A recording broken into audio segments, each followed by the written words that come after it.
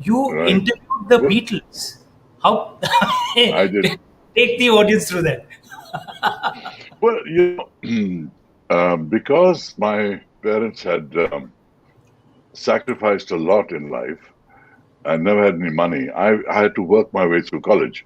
And so even though I um, did well enough to get admitted to St. Stephen's College, I essentially worked my way through college.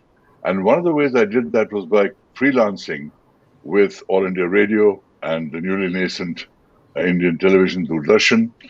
Um, I also did a bit of tourist guiding on the side because I was a student of history.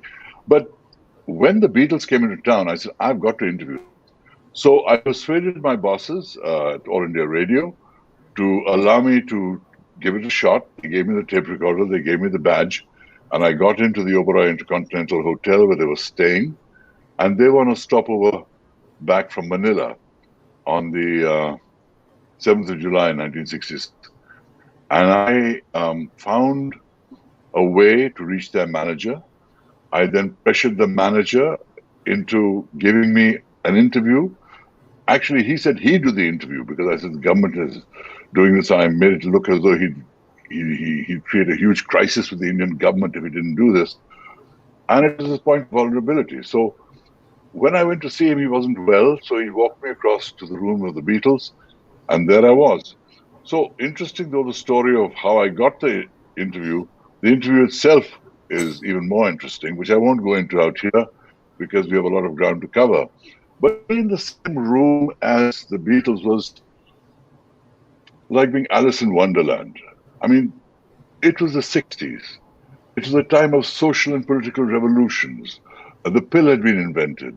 Counterculture movements were being launched. Flower power was in the air.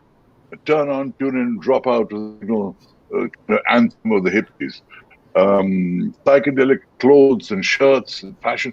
And they represented the 60s. They represented to me not just the beautiful music they made, the revolutionary music that they created. They represented that whole era and what it meant to be alive in the 60s, which I think was the most exciting decade of the 20th century, because it was a time of such turmoil and change that changed the consciousness of the world in ways that affected everyone deeply. We're all products of that. And the Beatles were my gods.